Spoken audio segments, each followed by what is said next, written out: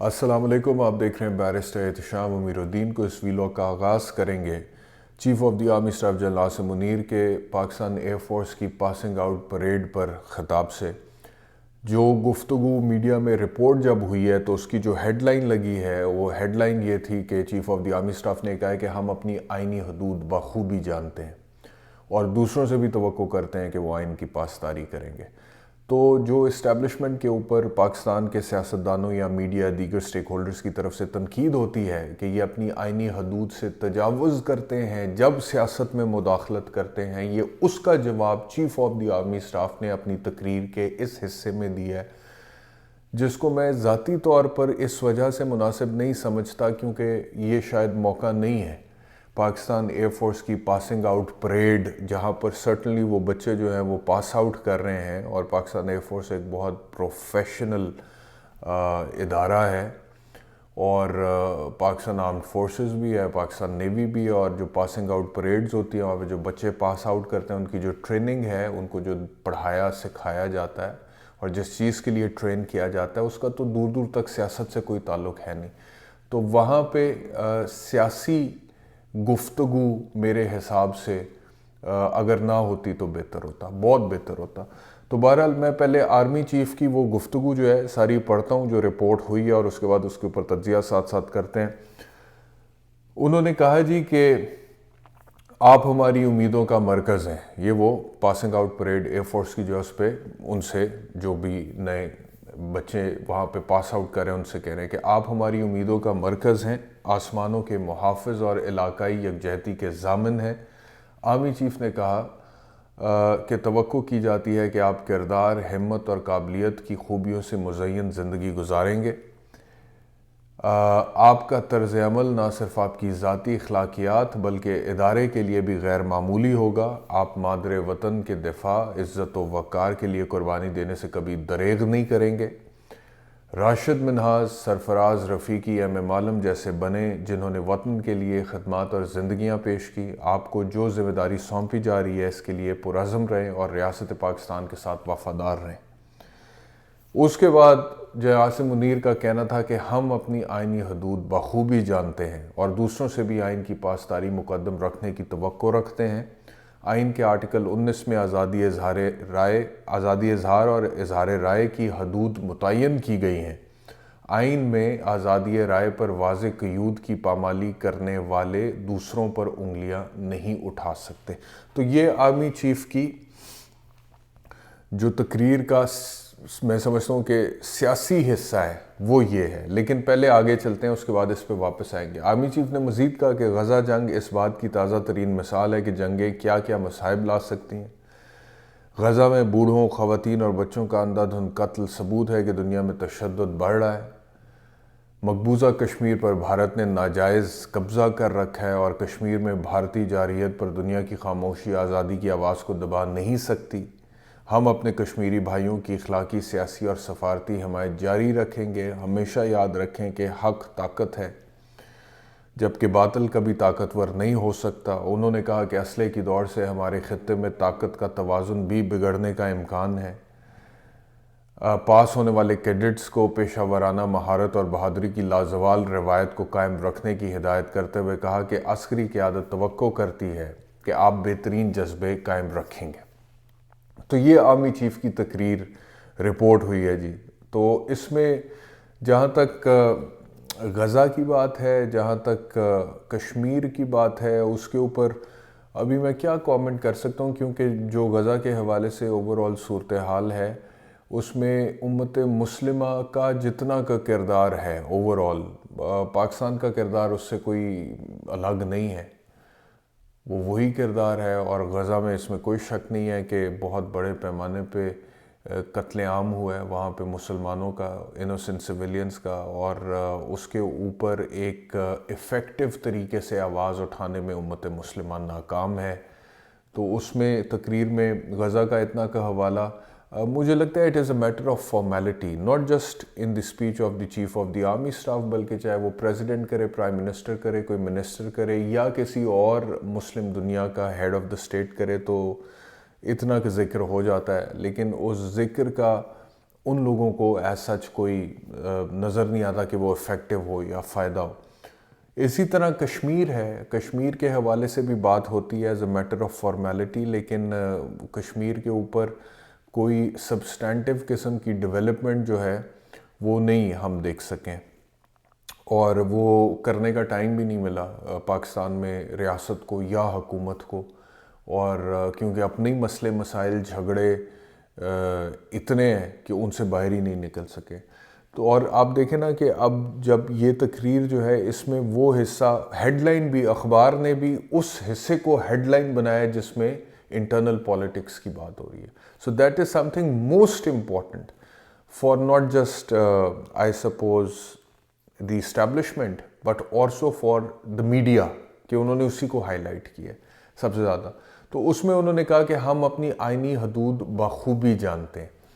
اب یہ جو پاسنگ آؤٹ ہے، اس میں جو وہاں پہ آفیسرز پاس آؤٹ کر رہے ہیں، ادارہ ہے، سب کچھ ہے، اس کا تو دور دور تک سیاست سے، جیسے کہ میں نے پہلے کہا، کہ کوئی تعلق ہے نہیں اور نہ ہونا چاہیے آئین کی روح سے۔ تو وہاں پر اگر اسٹیبلشمنٹ کی سیاست میں مداخلت سے متعلق جو تنقید ہے اس کے اوپر بات اگر میرا خیال ہے نہ کی جاتی تو مناسب تھا۔ لیکن جب وہ کہتے ہیں کہ ہم اپنی آئینی حدود بخوبی جانتے ہیں، تو سوال یہ پیدا ہوتا ہے کہ پھر تنقید کیوں ہے؟ اگر اس حوالے سے مطلب کہ ادراک ہے کہ یہ ہماری آئینی حدود ہیں اور آئینی حدود بڑی کلیئر ہیں، تو اس کے باوجود پھر آئینی حدود سے تجاوز کیوں ہے؟ اور تجاوز اگر ہے تو اس کے نتیجے میں پھر تنقید ہے، اور وہ جو تنقید ہے پھر اس تنقید کا جواب دینا ہے تو اس میں جسٹیفیکیشن آتی ہے۔ پھر جب جسٹیفیکیشن آتی ہے تو اس کا مطلب یہ ہے کہ اس وقت پاکستان میں پاکستان کی جو اسٹیبلشمنٹ ہے، پاکستان کی سیاست میں، وہ بہت فعال ہے، وہ ایکٹیو ہے، مطلب کہ اس کی مطلب کہ اتنی ایکٹیو ہے کہ اب اس طرح کی پاسنگ آؤٹ پریڈز میں جو head of the institution, head of the armed forces, chief of the army staff ہے، ان کی طرف سے اس کرٹیک کی، اس کرٹیسزم کی، اس تنقید کی جسٹیفیکیشن آ رہی ہے۔ اور اس کے بعد پھر دیکھیں، یہ نارملی سیاستدان کرتے ہیں کہ جی آپ ہم پہ یہ تنقید کرتے ہیں تو آپ کس طرح یہ تنقید کر سکتے ہیں۔ تو اسی طرح کا دوسرا جملہ ہے کہ دوسروں سے بھی آئین کی پاسداری مقدم رکھنے کی توقع رکھتے ہیں۔ آئین کے آرٹیکل 19 میں آزادی اظہار رائے کی حدود متعین کی گئی ہیں۔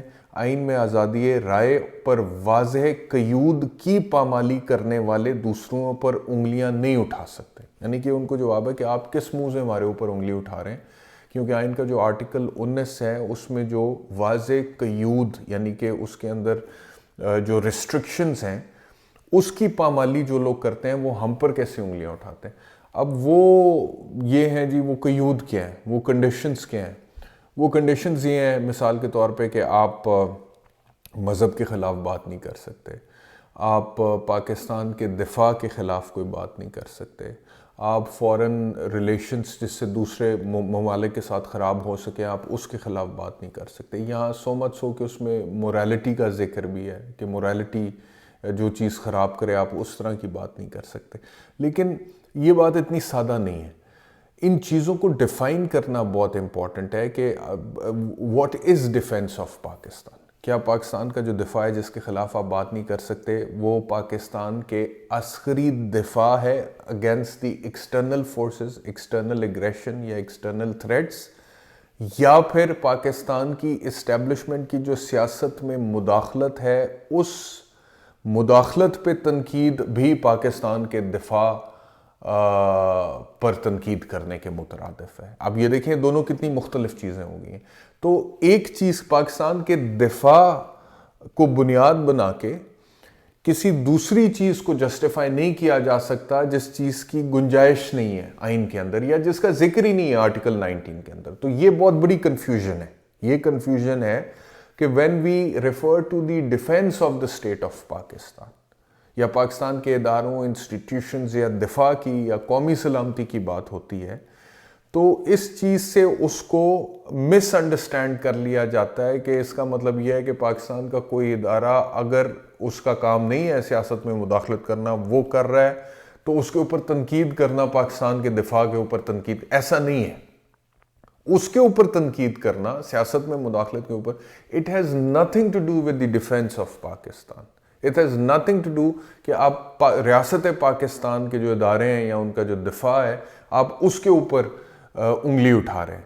دونوں چیزوں کا کوئی تعلق نہیں ہے. تو اس وجہ سے یہ چیزیں جو ہیں اس پر غور کرنا. اب مثال کے طور پہ یہ کہا گیا ہے کہ جی وہ قیود کی جو پامالی کرتے ہیں وہ دوسروں پر نہیں انگلیاں اٹھا سکتے ہیں، تو یہ اشارہ اب دینا پھر دوسری طرف سے جواب آنا، تو میں سمجھتا ہوں کہ پہلی اتنی زیادہ کنٹروورسی جنریٹ ہو چکی ہوئی ہے کہ یہ اس کو مزید اب جو ہے وہ بڑھتی ہوئی نظر آ رہی ہے اس طرح کے سٹیٹمنٹس کے نتیجے میں. اور اس کو اسی طرح اگر یہ چلا گیا تو یہ معاملہ مجھے ایسکلیٹ ہوتا ہوا دکھائی دے رہا ہے. یعنی کہ آپ اگر یہ کہہ رہے ہیں کہ جی ایک طرح سے آپ اس تنقید کا بھی جواب دے رہے ہیں اور پھر جو تنقید کر رہے ہیں ان کے حق تنقید کو بھی ڈینائی کر رہے ہیں ایک طرح سے، یہ کہہ کے کہ آپ تو خود ان قیود کی خلاف ورزی کرتے ہیں تو آپ کس طرح سے تنقید کر سکتے ہیں. تو یہ تو مطلب کہ اس کا مطلب یہ ہے یہ تو ٹپیکل پولیٹکس میں آرگیومنٹ یہ والا چلتا ہے، سیاستدان ایک دوسرے کے خلاف دیتے ہیں. تو what we need to do is that we need to put the house in order. جس کا جو کام ہے اس کو وہی کرنا چاہیے ہے، اور بجائے اس کے کہ ہم ایک دوسرے سے یہ کہیں کہ جی تم ہم پہ اس وجہ سے تنقید نہیں کر سکتے کیونکہ تم نے خود یہ غلط کیا ہے، تو یہ والا جو ہے نا اس طرح سے تو there is going to be no end to it. تو ہر کسی کا کوئی تنقید کر رہا ہے نہیں کر رہا اس کو آپ سائڈ پر کر دیں. the focus should be کہ ہر ادارہ یا ہر باڈی جو ہے وہ اپنے ڈومین میں رہ کر کام کرے، اور اگر یہ ہوگا تو معاملات بہتر ہوں گے، نہیں تو کھلارا اسی طرح ڈلا رہے گا اور اسی طرح ایک کیوس اور تصادم اور اختلاف اور کڑواہٹ کا ماحول ہوگا جو کہ ابھی ہے.